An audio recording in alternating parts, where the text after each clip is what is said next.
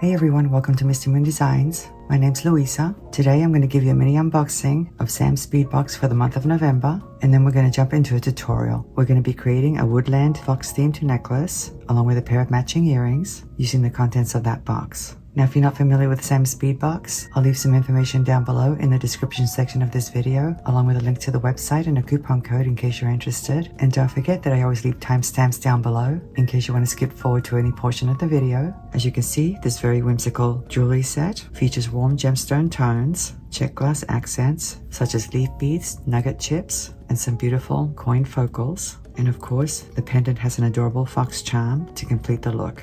This woodland inspired design blends earthy colors, texture, and movement, perfect for all boho lovers or anyone who enjoys nature themed jewelry. And of course, we'll make a quick pair of earrings using some beautiful hand-carved Jasper flower beads. And I can't wait to show you how to make this set, so let's go ahead and get started.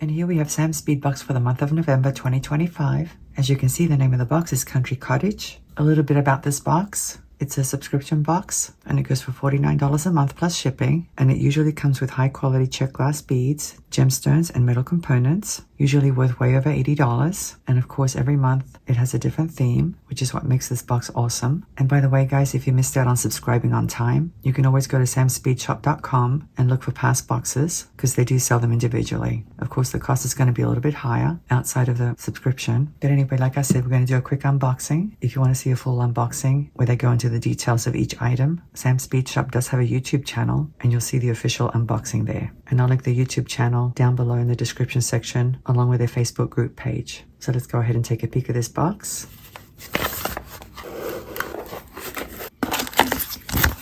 And here's the insert. This is the item list, and as you can see, the retail value for this box is actually $89. And on the left are the retail values of each item. And on this side is a little write-up about what inspired this box. And it looks like this one was actually put together by Danielle Wicks. So let's take a look. We have some candy, very delicious candy.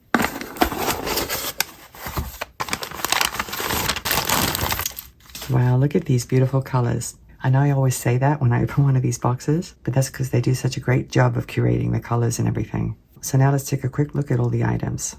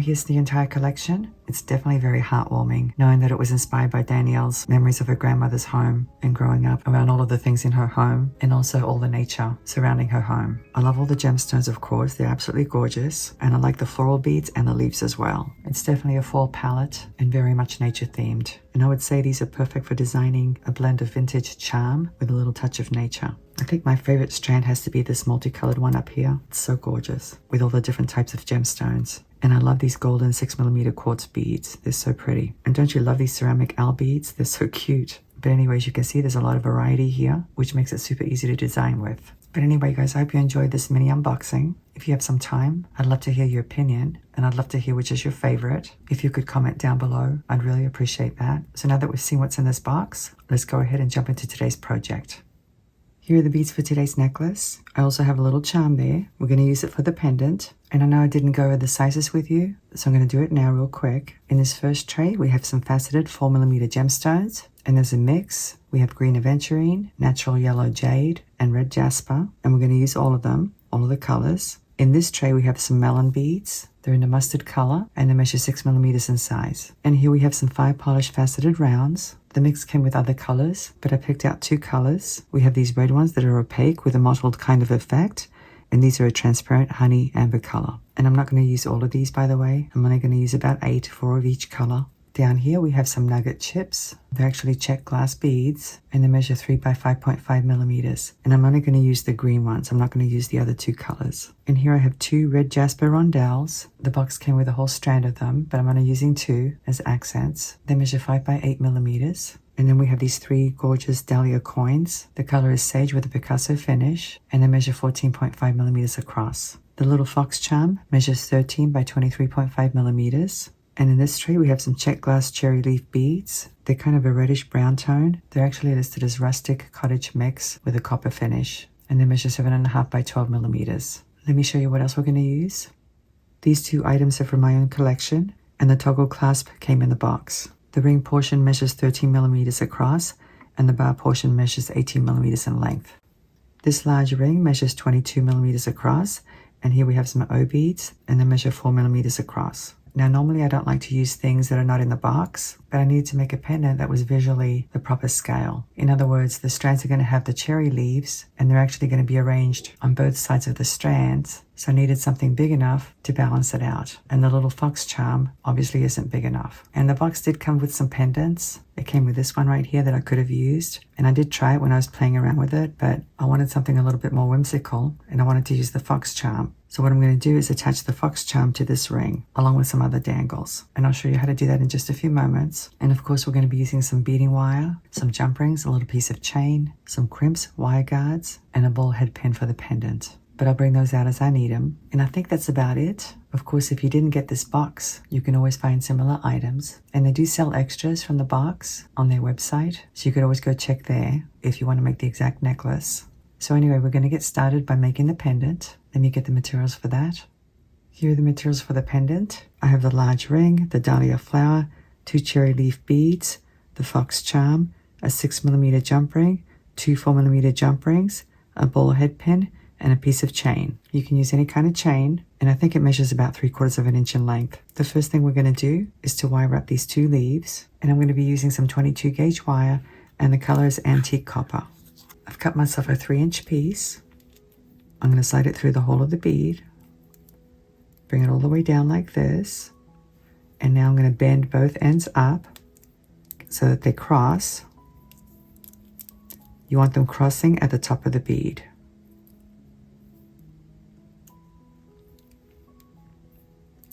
Sort of like that.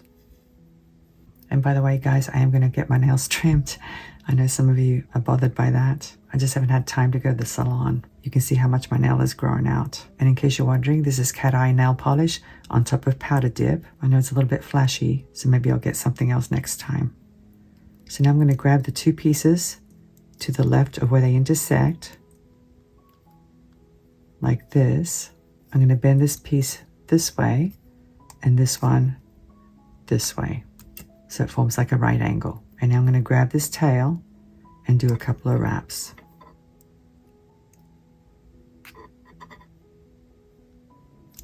With my flush cutters, I'm going to snip off the excess. And of course, we need to tuck that little end in. And now I'm going to bend this piece back. Cut off the excess, leaving about 3/8 of an inch, something like that. With my round nose pliers, I'm going to grab the end of the wire so that it's flush with my barrels and form a loop. And you want to make sure that you close that loop really well, and it should sit on top of the wraps like this. So there's one. Let me do the same thing to this one now.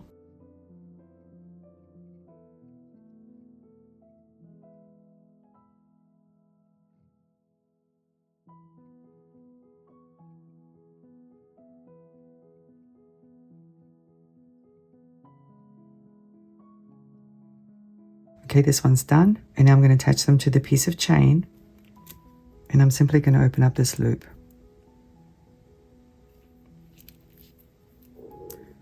Slide it onto the first link, like this, and close the loop.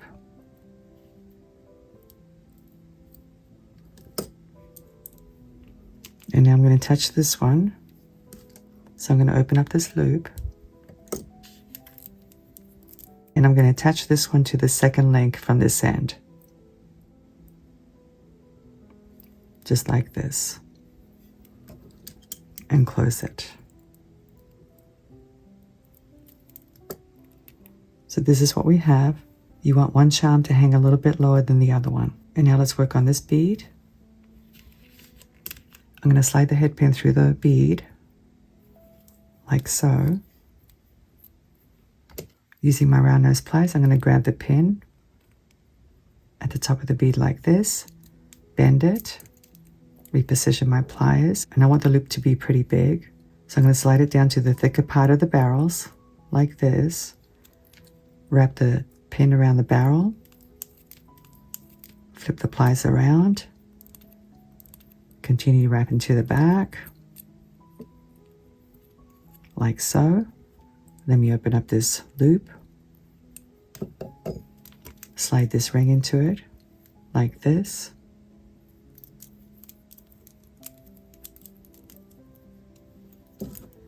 Grab the loop with these pliers, grab the tail, and do some wraps. Cut off the excess pin. Whoops, that one went flying, didn't it? It's a good thing it went that way. Let me tuck that tail in. Now I am going to attach a jump ring to the loop, like this, so that bead should hang really nicely inside the ring. So now let's go ahead and assemble the rest of it. I'm going to open up one of these 5mm jump rings, slide the fox charm into it, like so. And now I'm going to slide the ring into the jump ring as well, the large ring into the jump ring. Let me close it.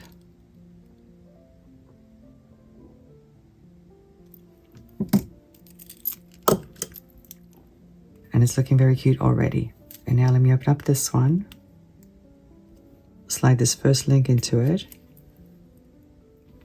and now the large ring.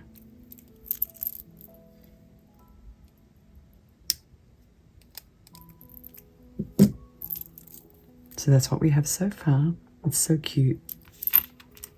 And now let me open up this large jump ring. And now I'm going to slide the loop of this dahlia flower into it like this. So that's how it's going to hang on the necklace. Let me close it for now. The strands are actually going to be attached to this jump ring later on. So there's my pendant. As you can see, by using the ring, I've made the pendant wider. I really wanted to use that dahlia flower for a pendant instead of this one because I like the color of that one and I like the finish. Plus I'm going to be using 2 more for the strands. So anyway, let's move on to the strands. Let me get the beads for that.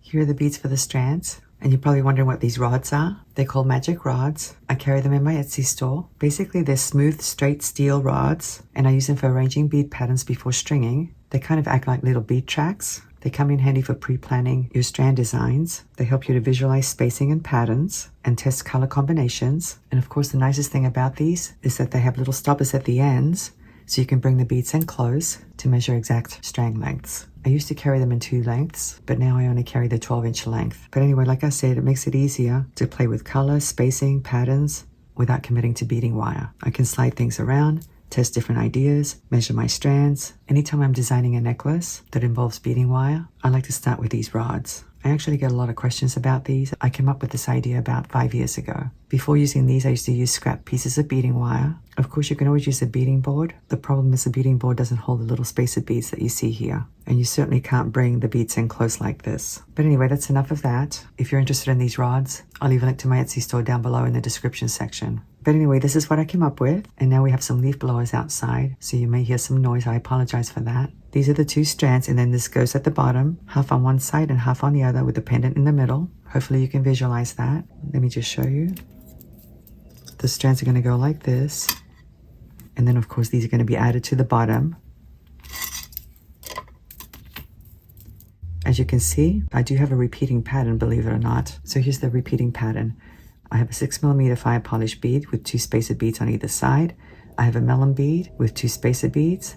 Another fire polished bead with 2 spacer beads, but this one's the red and this one's the amber. Another melon bead, a fire polished bead in the amber color, a melon bead, a fire polished bead in the red color, and then I ended with a melon bead.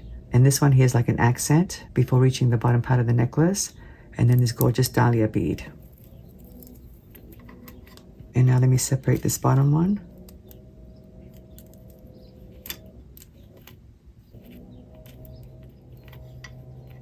This set's going to be on one side, and this set's going to be on the other side. And this is actually the bottom, and that's the top. Same thing with this one. This is the bottom, and this is the top. Now let me talk about the little beads in between. There's basically 4 little beads in between the large beads. And when I say large, I'm including the melon bead, even though that's not that big. And each one of these strands has 8 segments of the little beads. Let me explain. If you look at this first segment, I have a yellow jade, a red Jasper bead, one of these transparent nugget chips, and then a green Aventurine. And here's the next segment. I have the green Aventurine, the green transparent chip, and 2 jade beads. One is lighter than the other. And here's my next large bead, and here's my next 4 bead segment. And the 4 bead segments are actually all random, but I did try to include one of the green transparent beads within each segment, if that makes any sense. But other than that, I picked them up pretty randomly.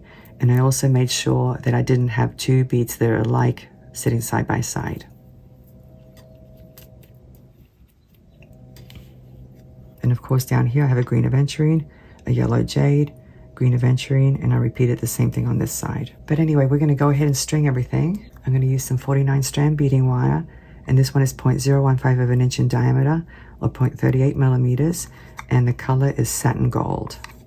And today I'm going to do something a little different as far as the crimping. I'm going to use these crimps. They're called crimp stoppers or crimp locks, depending on who's selling them. They're cylinder shaped. I know you can find them round as well, but I've had these in storage for about, I want to say 4 years. I've been kind of reluctant to use them because I just don't know how durable they are. And the other reason is that that little peg that you see is really hard to push down.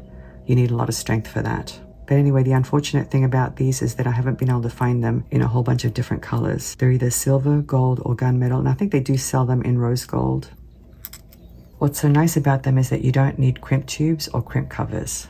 And even though I'm not using crimp tubes, I am going to use these wire guards. And by the way, the wire guards and the locking crimps are both 14 karat gold plated. The gold tone should work okay with the color scheme because, as you can see, the melon beads are kind of a mustardy color or a goldish color, and so is the yellow jade. Plus they're so small, you won't even notice them. Now I've already measured these lengths. One of these strands plus one of these segments is about 12.5 inches in length, which means I'm going to need 2 pieces of wire that are 16.5 inches in length. Let's just say 17 to be on the safe side. It's probably a little bit more than I need, but I'd rather have more than less. So here's one of them.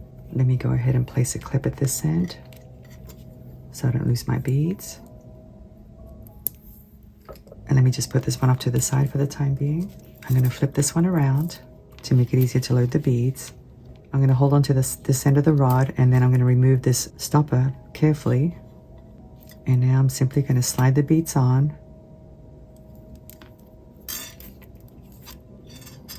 And because the rods hold the beads in alignment, it's easy to find the hole.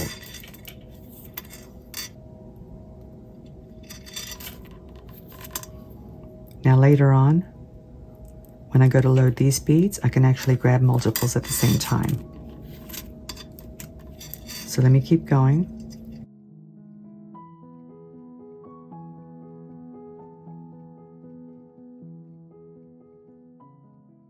I actually want this end to be at the bottom. So I'm going to slide my beads down and put my clip on this end. I had forgotten about that. So this is the bottom that's going to be attached to the pendant, and now I'm going to slide on these beads. So let me put this off to the side as well to make it easier. Once again, I'm holding on to this end. I'm going to slide the stopper off carefully, slide this bead on to my beading wire, and the next one. And then this one I can actually grab the stoppers and the bead at the same time.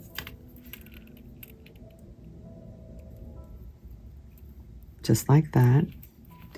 And then 2 at a time.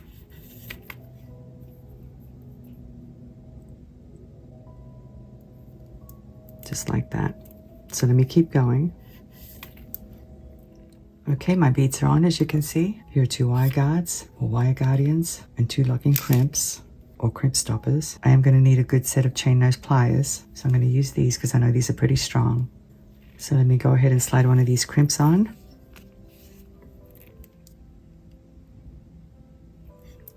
As you can see, they go on just like a regular crimp. And now one of these. I'm going down one end.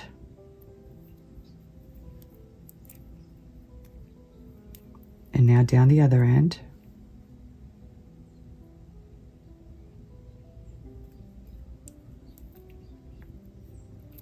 And now let me slide the crimp up and slide my little tail in.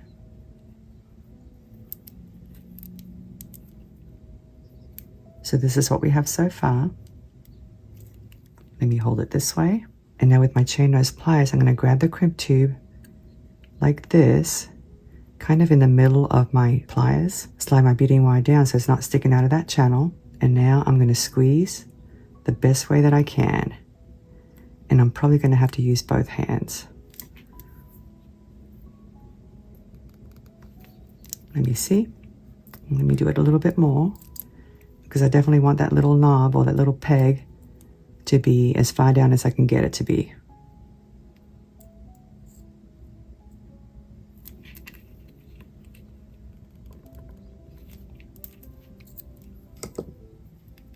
And I think that's the best that I can do. I might have my husband push it down a little bit more later on. But it's definitely pushed down quite a bit, as you can see. So now let me see if this tail will fit through some of these beads. I'm not sure if it will, because these beads have tiny holes, but it looks like it's fitting. Let me do a couple more.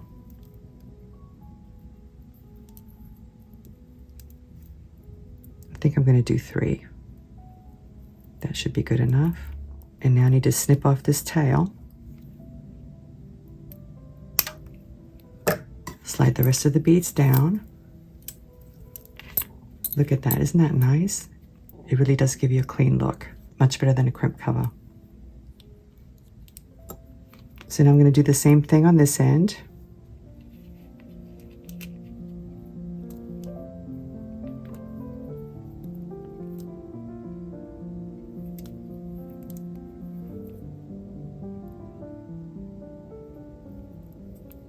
Now this part's a little bit different than the other end.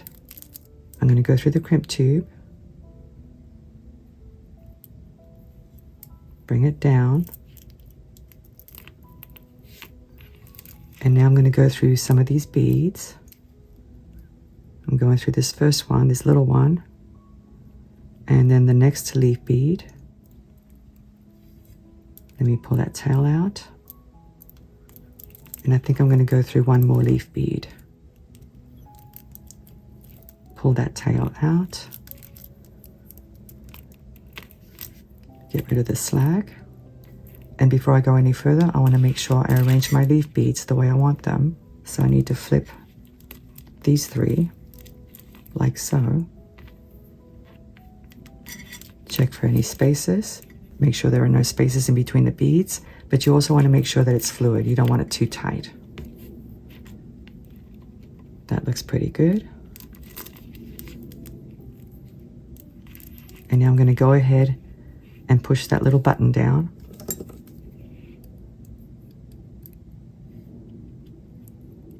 Make sure it's in there properly.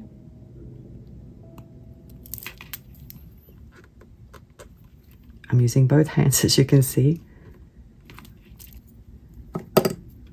Let me do that again, just to make sure that the button is in all the way, as far as it can go in, without crushing the beads, of course. You have to be careful with that. And you don't want to crush your wire guardian either. That's pretty good. I like that. I'm not sure if you guys can see. That's a very nicely finished end. It really is. Let me cut off the excess beading wire.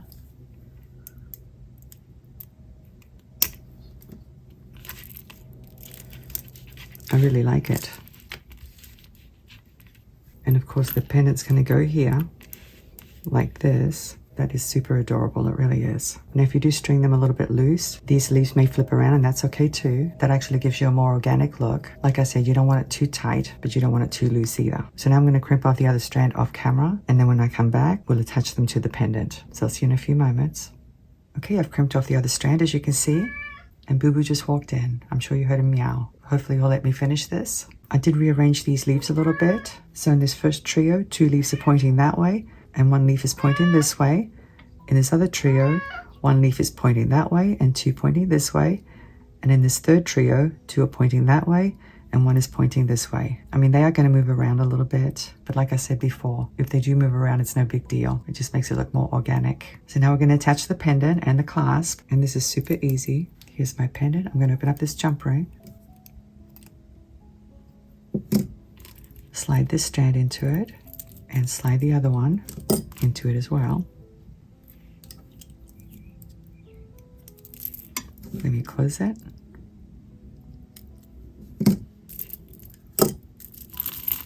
Let me rearrange these leaves. Look how adorable that is. Oh my gosh. It's so whimsical. It really is. And here's my clasp. And I have 2 4mm jump rings. Let me open up one of them. Slide the strand into it like this. And now the bar portion, I think, because this is going to be the right side of the necklace. And if you're right-handed, it's better to have the bar portion on the right side. Close it up. And I apologize if my camera isn't focusing.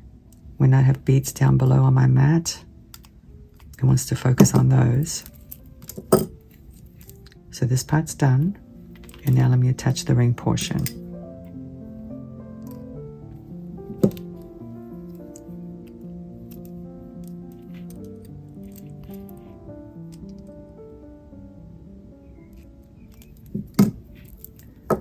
I will admit, if I'd had copper-colored locking crimps, I would have preferred those, but oh well, you get the idea.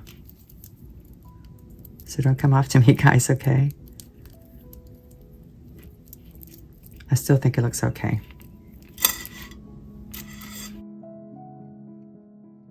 So there's my pretty woodland style necklace, complete with autumn leaves, a fox charm, and a whole bunch of earth tone colored beads on the strands. I am going to model it for you in just a few moments, but before I do, let's make a quick pair of earrings. Here are the materials for the earrings. As you can see, I've already made one. I have a melon bead at the top, a dahlia coin bead, and this beautiful red Jasper hand-carved flower bead. It measures 16mm across. It should coordinate really well with the necklace. So let's go ahead and make this one. I'm going to slide the bead onto the ball head pin, and I need to find the hole. Here it is. I'm going in from this end because it's much easier to do the wraps at this end because of the shape of the bead. And now I'm going to grab it with my round nose pliers, bend it, reposition my pliers, wrap the tail around the barrel of the pliers, flip the pliers around, continue to wrap that pin to the back. Let me grab the loop, do a couple of wraps.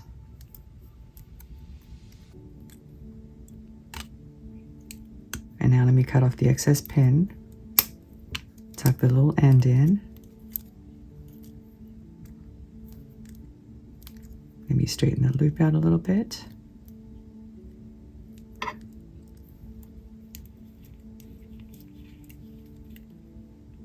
And now let me mount these 2 beads. This is a piece of 22 gauge wire. I'm going to grab it 3/8 of an inch down, bend it, grab the end with my round nose pliers, making sure it's flush with my barrels, and form a loop.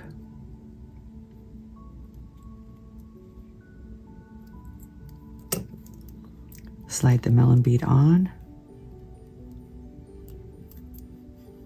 And now this one. And I think there's a piece of wire inside this one because I tried testing it on a different design, so let me get another one. I'll just use a head pin to push it out later. Sometimes that happens. Here's another one. I'm going to grab the wire with these pliers, bend it, cut off the excess, leaving 3/8 of an inch, grab the end with my round nose pliers, and form a loop. Let me line up my loops.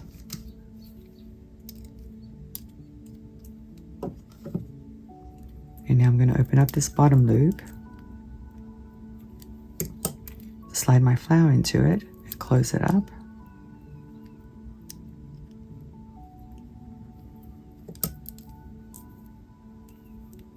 And now I need to open up this loop, slide the earwire hook into it,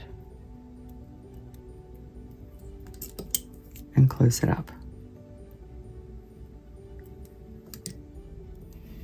So there's a cute pair of earrings to match the necklace. Let me go ahead and get the necklace and I'll arrange everything on my table. So here's the whole set. I hope you like it as much as I do. I did flip the leaves around again. This time I have the 2 beads facing this way and the single beads facing that way. I can't decide which way I like it the best. Once you have it on and it's on your chest, they shouldn't move around too much. But anyway guys, I hope you enjoyed today's tutorial and the mini unboxing at the beginning. As always, I'm going to model everything for you to show you what it looks like on. Thank you so much for watching. I'm looking forward to seeing you again. Have a great day and I'll see you next time. Bye.